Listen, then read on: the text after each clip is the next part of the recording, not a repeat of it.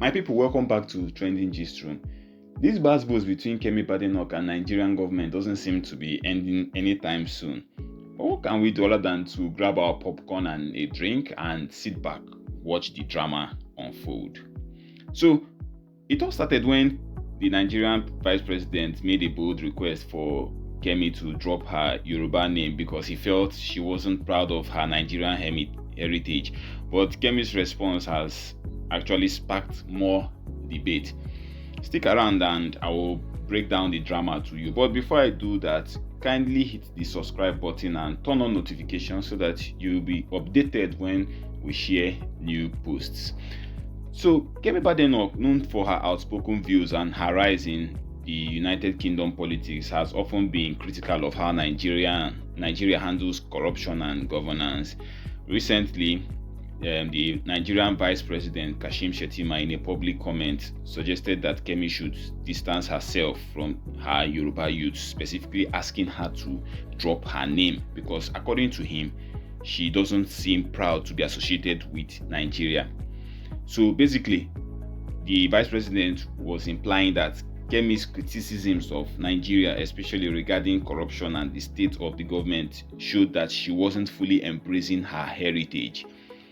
The request to drop her name quickly made headlines and stirred up strong reactions both in Nigeria and abroad.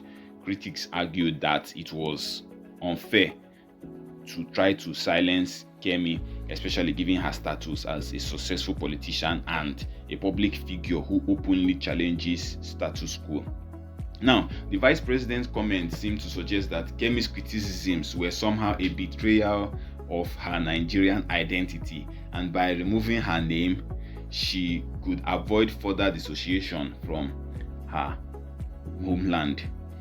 But Kemi wasn't about to back down now. You know, we get ginger for Nigeria, and that Gbas Gbos spirit comes in a follow come. So, in a powerful response, she made it clear that she has no interest in any relationship with Nigeria, particularly when it comes to the deeply entrenched corruption in the Nigerian government.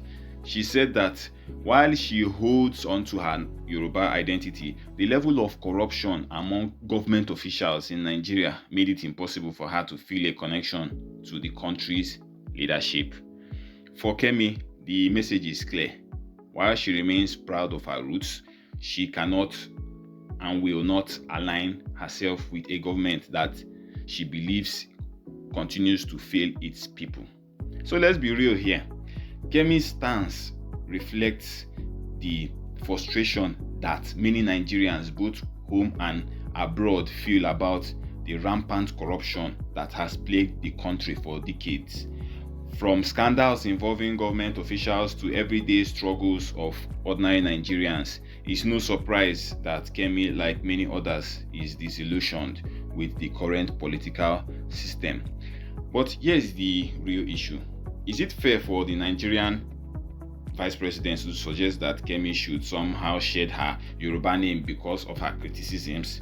Should anyone be forced to choose sides between their heritage and their country's government? Or is Kemi right to distance herself from a political system that, in her view, continues to fail its citizens? This is a larger conversation about what it means to be connected to a country, especially when that country's leadership seems to be taking its people down the wrong path. So, what do you think about this controversy? Should Kemi Badenoch be forced to drop her Yoruba name, or is it her right to be critical of Nigeria's government while still embracing her heritage?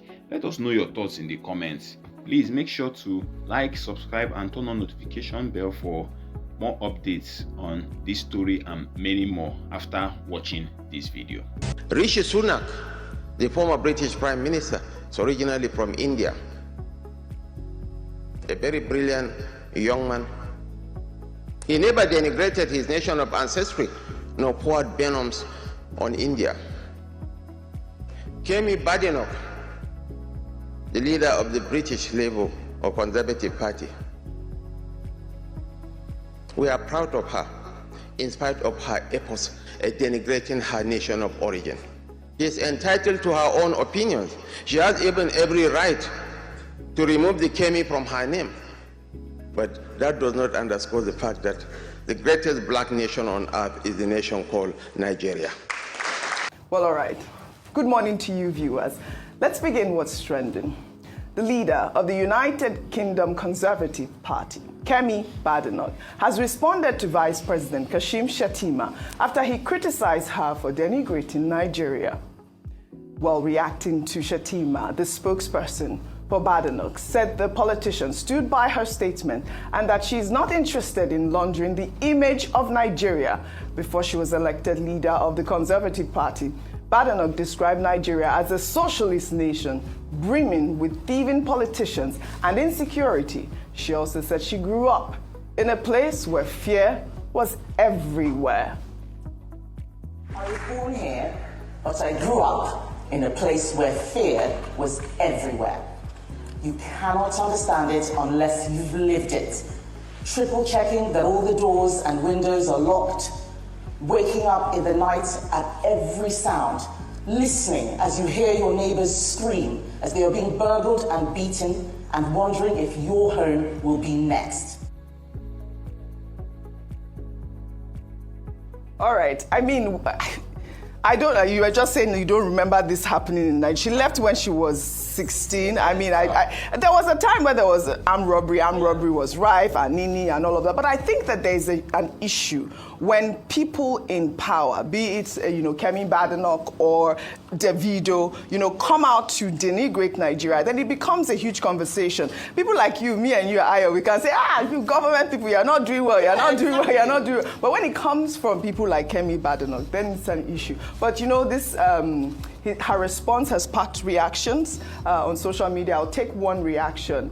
This person wrote, "The truth often hits the wrong side here. Speaking truth is always labeled as denigrating the country. It's impossible to repackage what inherently cannot be packaged. Shettima and friends should fix up." Rufy. See, this is what we are saying. We're talking about an Okoto. We're not saying, I talk about the problems of Nigeria every day. All right? I'm not saying we have a perfect system. The UK too is not perfect. In Oxford Street in England, OJ, I can't take my phone and be making a call. I'll be walking on the streets. You know who they call? The moped drivers, the moped riders.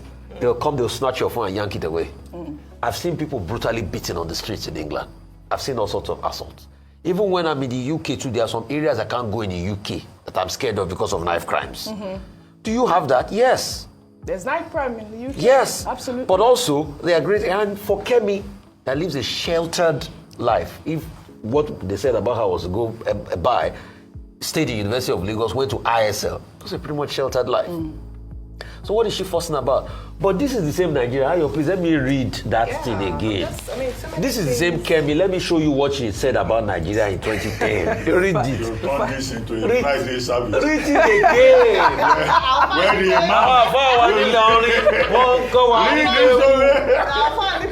Okay, go ahead.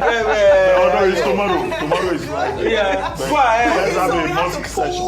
Okay. In when she was campaigning to represent Dulwich, which has a good representation of Nigerians in Dulwich, and where she was leveraging her Nigerian heritage. And this is what she had to say. She said that, I'll skip a few things. She said, like you, I am sick and tired of reading that Nigerians are fraudsters, terrorists, bombing airplanes or slaughtering each other in places like Jos. Then she says, my promise to you is this. And she makes 3 promises. If I get elected as a legislator, I will use whatever influence I have to speak out against those who are cheating and robbing Nigeria and who seek refuge for themselves or their money in the UK. Speak out against the UK backing any individuals harming Nigeria too. 3, fully support and help to publicize genuine grassroots initiatives such as Light Up Nigeria, where the next generation of Nigerians is trying to change things for the better. This is a chance to have someone with real influence over British-Nigerian relations. Okay, it will not be about let the pastor imam take over from there. Wait, let me moderate. Hold on. Okay. Yes, she said those things, right? We're still waiting. I mean, let's see that with those 3 steps. Wait, hold on. Those 3 things that you read out, how she wants to highlight Nigeria and all of that.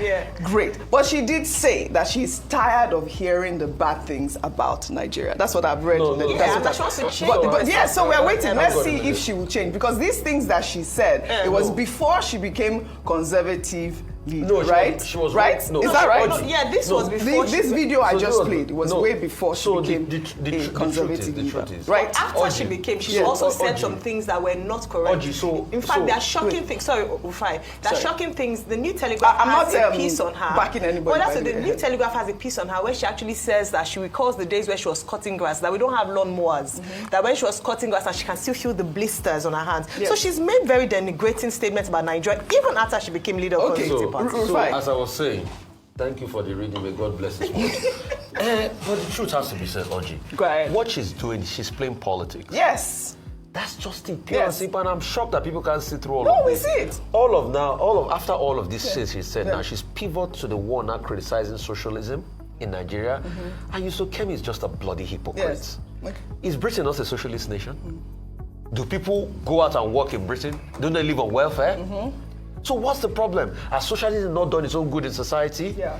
So this lady like Dr. Baze is just an anti-Jemima and Uncle Tom and all of that, you know. And if you go and read the article by Fanny Kayode, he has really berated her for what she is. Yeah. She's just a social climber. She's been able to use this narrative. Why about she not going out to blame the right-wing nationalists that are causing chaos? Do you see what the right-wing nationalists they do in England? Well, how they assault people, how they racially abuse people, how they cause riots in society?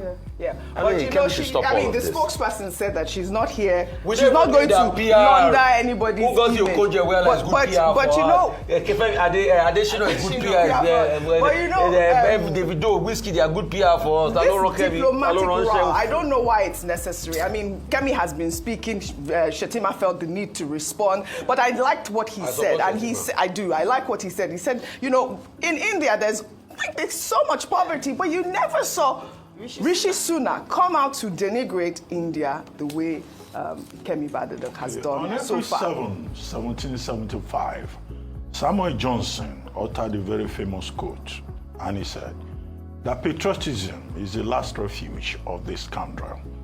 Now, Samuel Johnson was not saying don't love your country. It supported the idea of love of country. But what he was criticizing, the emphasis is on the word refuge. This group, there's something called group psychoanalysis, whereby people think, oh, all of us should take one position. And then the other, who is different in terms of opinion, is demonized. In other words, what I'm saying, you know, although it sounds theoretical, is that, look, people will always have different opinions.